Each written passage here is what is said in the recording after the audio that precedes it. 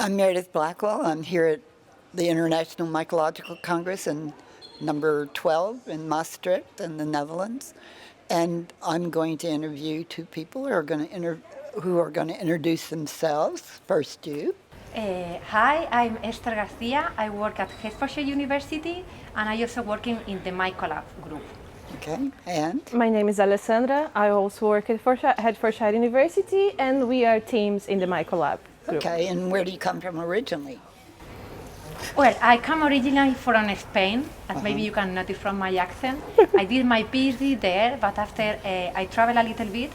I work also in Italy with Paola Battilani group, and then with Naris Megan in the UK.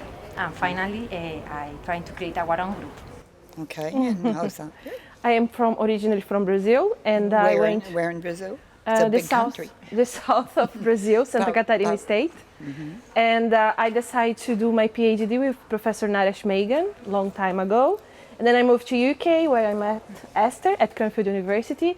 After my PhD, I moved back to Brazil, and then I traveled to different countries.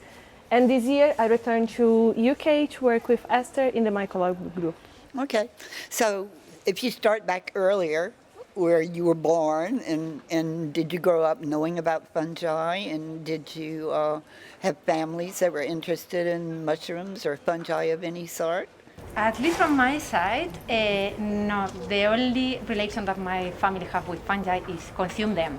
Mm-hmm. In Spain there is like a lot of tradition with fungi, so it's more like a gastronomy. Right, and like they pick them, your family picked the mushrooms? My family no, but close to my village there is like a company that they are producing Agaricus bisporus. Mm-hmm. But my interest came more from the beautiful petri plate that I saw during my my degree. So it is when I decided to study more about fungi.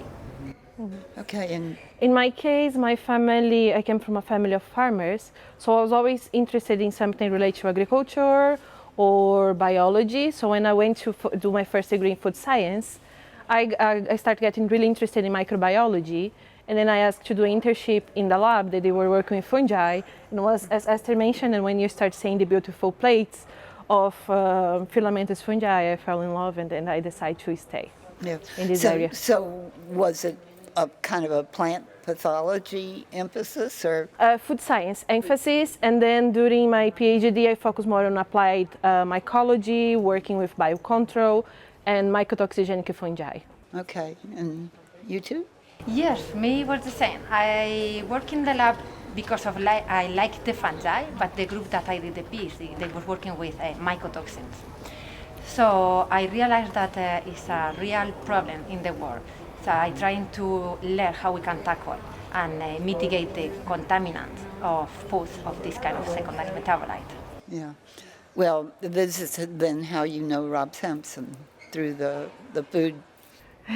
Yes. I do not vouch for the book when we try to identify all our fungi, so we were reading the yes, book. We have the book. We have one in the lab all the time for the students and one in our office. So we always like one arm reach of the green book, our Bible. Yeah, Yes. We were just talking about another Bible from the Western Institute, and that's the one on yeast, which I've used a lot. So they're producing lots of good literature there for everybody. Yes, and amazing pictures. So sometimes we just open just to see the pictures because yeah, they're amazing. Yeah. So I've always been interested in mycotoxins, but just to be able to avoid them. And so one day I went to the university where I worked, and it was right after the Christmas holidays. And there was a place where you could buy crummy sandwiches and another place where they made your sandwiches while you waited. So I took this sandwich they made for me, and I took a bite of it, and it tasted like sugar on it. And I looked at it, and I turned it over. Spoil it. Yeah, there was a green fungus on it.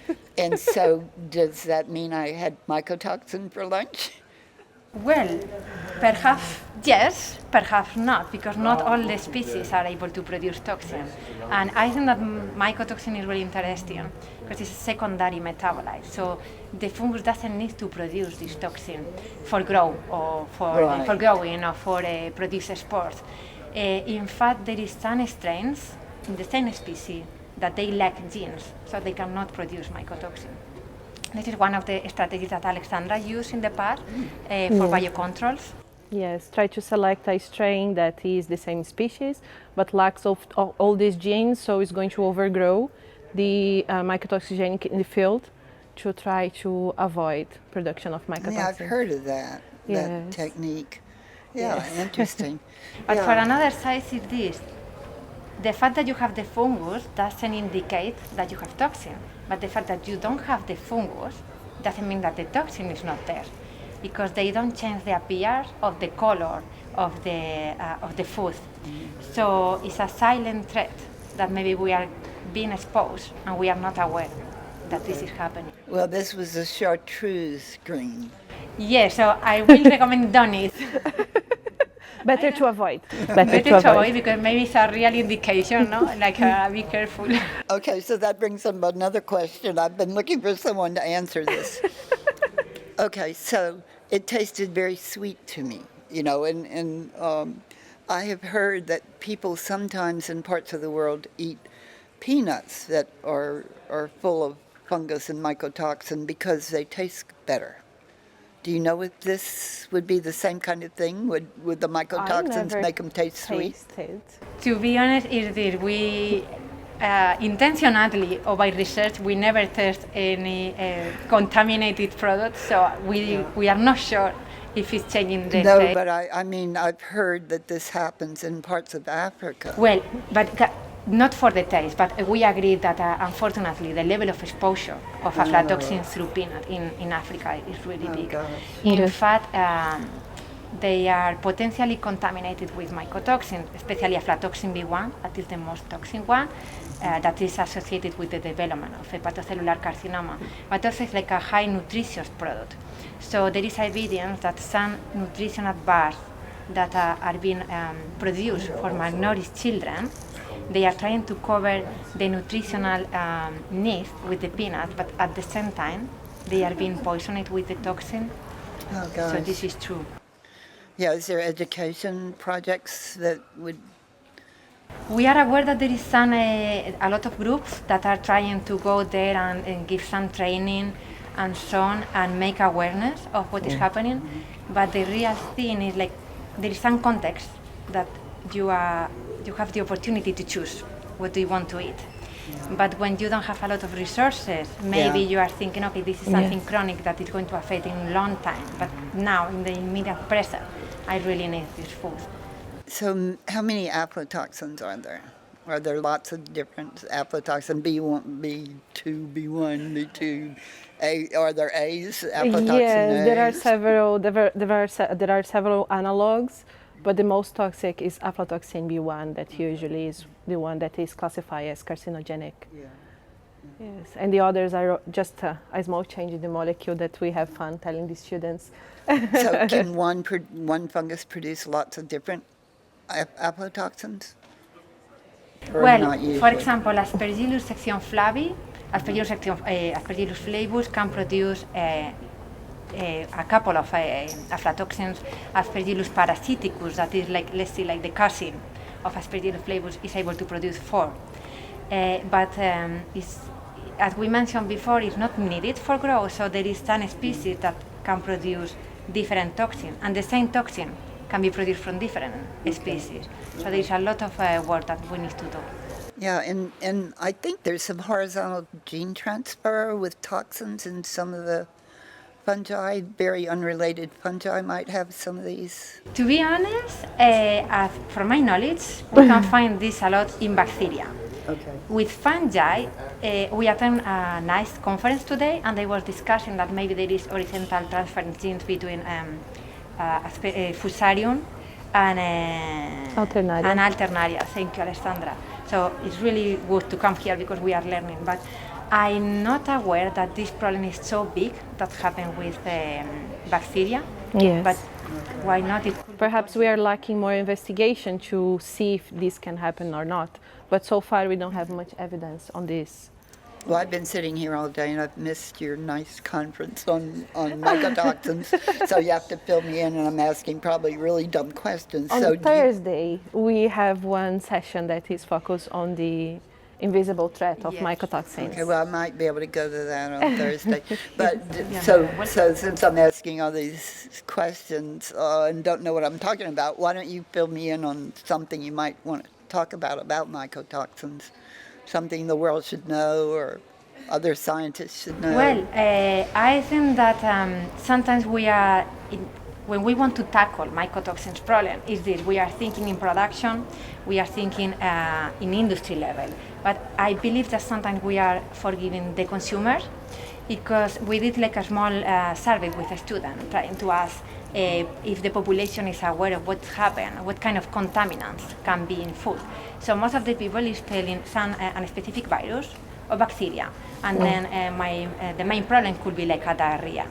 So I believe, at least in the UK, that is where we have done this small survey, consumers are not aware about what is mycotoxin, and even if they see some fungus growing, as the case of the sandwich that you were mentioned before, they cut the piece and they still consuming the other part. So Yes. how we are sure that the toxin doesn't migrate? So perhaps this is something that we need to try to improve, like the communication Yes. and the education. Let's see, not only in the scientific community, also in the whole population. No, that at the end we are doing this job for everyone. Yes. And also sometimes because people lack some knowledge, the way that they store food, that is going to facilitate fungal contamination. Sometimes there is a lot of waste because they don't actually understand how is the best way to store the food and avoid this kind of contaminants. Yeah, that was going to be another question I had, because I live alone and I like to buy bread from this baker.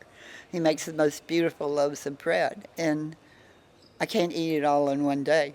And so I put it in the refrigerator. Is that a good thing to do?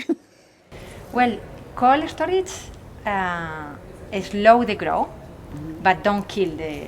It might still be there. Yes. So, yes, for a short time we will recommend, but maybe for a long time, no. It's like try to really buy the amount that you believe that you are going to consume, because sometimes it's true, we have all these packages in the supermarket, we are buying a lot of food at home, and we are not able to consume. It's good. Yeah, I do have a grocery store I can go to and buy half a loaf, which is Yes. very good. Yes, it's the opportunity. Yeah, and that's about as much as I would use in a week, but there are not very many places where I can do that. And I certainly can't buy the beautiful loaves that this But man makes. sometimes also from the fruit, for example, you have all your fruits together, and one of them there is an orange that is full of penicillium. So okay, we are taking this orange, but there is more spores in the environment. So I will recommend to clean this tray or the basket, whatever that is the rest of the food, because we know that one spore can grow quickly and contaminate the other piece of fruit. So be a little bit careful with these kind of things also. Yeah, that's one thing I know about from trying to keep my cultures from being contaminated. I had to clean the incubator sometimes. Yes. Things overgrow. Yeah. But sometimes when we think about mycotoxins, and as Esther was mentioning, especially in Africa, sometimes people in situations where they don't have this condition. So sometimes we always think that it's really good to have projects of outreach and try to educate more people on these aspects. So what other kinds of products are full of mycotoxins? I've heard about cotton, seed oil. Yes. But I will say that the major concern is nuts, as well as maize, for example, maize and wheat, in which you are targeting another toxins, no, more than aflatoxin, although there is some publications. But to me, the major concern probably is cereal, but the top maize, rice, and after I will say the nuts. Okay. But consequently, if you are producing some subproduct, for example, coffee or grapes are contaminated, if you produce wine, this toxin is carried over, because the toxins are quite thermostable, And this is the main source of exposure in humans, but also there is a lot of studies that are targeting animals and animal byproducts. So if we have a contaminated food and we give to our animals, our animals are also carrying over these toxins. Especially cottonseed that have the higher levels of contamination. The main problem is because they are used in animal feed sometimes. Oh, okay. So that Yeah. is. Now, there have been some poisonings after, I guess, after war in Ukraine, actually, many years ago. Yes, there is in the Second War, there is some reports that they are mentioning that there was contamination in wheat, that the wheat was moldy. There is some people that also, but it's not really proof, telling that was maybe like a bioweapon, trying to intoxicate. On purpose, yes. Yeah, what fungus was? What was Fusarium? Yeah, that's why I kind of remember that. Was T2 and S2 toxin. Yeah, yeah. And then there was a problem with what they called yellow rain in the U.S. Was that a mycotoxin, perhaps? Or- Yellow rice, I believe that was with penicillium. A strain producing with penicillium. Also in Brazil, they have this problem. Because there is a kind of general knowledge about food mycology, is that there is a specific areas of the country that are associated with a specific, the country, that they, so there is like a geographic adaptation. So some species grow in tropical countries, and other species grow in more cold countries. So, for example, when we think in aflatoxin, we are thinking more in Africa, and we are thinking in Ukraine, Russia, we think more in Fusarium species. Because of the climate is highly associated with development. Yeah. And since you're from Brazil, from the south, I want to ask you about another thing. It's not really a fungus, but it's a pythium that infects mammals. Have you ever seen this fungus? Non-fungus? Yeah, most pythiums are on plants. They're plant parasites and cause damping off diseases. But there's something that occurs in Louisiana, but there's also someone, I had an intern one time from the southernmost state of Brazil, and he had worked with a man who studied the same disease we see in Louisiana. But it's Pythium insidiosum, I think. Yeah. It's not in my area of knowledge. Yeah, so it's different. Yeah. Yeah, but yeah, it's it's just very because I've unusual. never had contact with these, but perhaps Yeah. yes. Well, it's a very, very. Yes. It's fairly well known, but it's a very strange thing because all the pythiums get plants except for just a few species. So. Interesting. Something to research. Yes. Yeah, there's so many fungi and things that are like fungi that have the same Yes. ecology but aren't Yes. true fungi. Yeah. So It's you're stuck fascinating. then on all these molds. Yes. Okay. So I guess Sometimes. you probably enjoyed the movie for the opening. Yes. It was beautiful. It was really It was nice, and the beautiful. combination with the music. Yes. Yeah. Because for us, even though we have been working with this for 10, 15 years, every time we see a plate, we take a picture. Because it's always fascinating, and the videos like showing the growth is always amazing. Yeah, these were beautiful films that they Yes. showed. It was a very nice opening, Yeah. Yeah. making a lot of mycologists very, very happy. So, what other things do you want to talk about your work? Well, now we are starting a new line of research, because in both we are food science technologies, but now we are also trying to see biomarkers of exposure in human. We don't have results yet because it's something that we have a grant now, really recently. So what we want to do is try to study the presence of mycotoxins in several fluids. So we want to we want to assess the contamination of mycotoxin in urine, in milk, breast milk from mothers, as well as in hair. Because some of the research that has been done in Europe and in the UK, it looks like our food is safe, that we comply with the legislation. But after, there is some evidence that people is still getting exposed. So now we want to know what is happening in the UK. particularly like this Brexit area, that the that the legislation in Europe are not in parallel with the UK.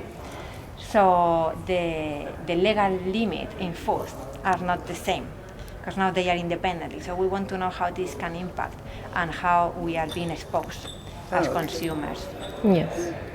So in the best way, because mycotoxins, after the ingestion, they are metabolized somehow in the body, and they are going to be eliminated through some fluids. So for now, we are target like short-term exposure with urine, but there is also the possibility of long-term exposure in the hair. It's the same principle as testing for drugs. Yeah. So we are going to try to open up this line of research. Okay. Always so working. Hopefully in 3 years we will come here with data. Okay. Okay. Well, it'll be in Korea. In Korea, Yes. yes. Why Yeah, not? for the 13th one. Yes, exactly. Yeah, yeah, it's very nice. Yes. Have you been to other congresses? Like this one, Yeah, we need to I say that am it's our seeing. first time Yes. that we were Yeah, coming. but you've been to other meetings. Yeah, well, we attend the British Mycological Society, so also we want to invite everyone, because next year we are organizing the Hosting the British British. Mycological Society. Oh, great. So you want to come to England? Oh, I'd love to go to You England. are more than welcome. Obviously, it's a different kind of conference because this is huge. It's really big Yes. conference. I think it's the biggest that we attend. Yes. We usually attend the World Mycotoxin Forum. That is really specific for mycotoxin, but Yeah. it's a big conference also. Yes. But not this magnitude, because this is like a really, really big conference. And of course, we attend the conference like for food safety, that usually is here in the Netherlands. I believe the one that I attended was Freysen, was Utrecht. Yes. So But it's a very small a small conference. event, yes.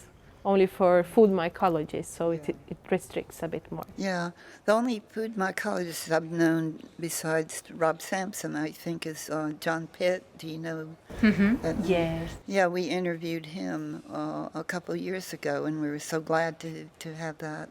That's the value of doing these interviews. You have, someone who lives forever that way. But Yes. sometimes this is time and have enough result, but we really like to attend conference, get inspiration, try to do Yes. more networking.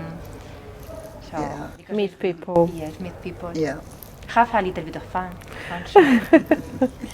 Anyway, so, well, thank you very much. I thank learned a you. lot. I had some questions I wanted answered, but I don't know that they were very important But I think questions. because but they were- we were expecting a little bit more rigid, no?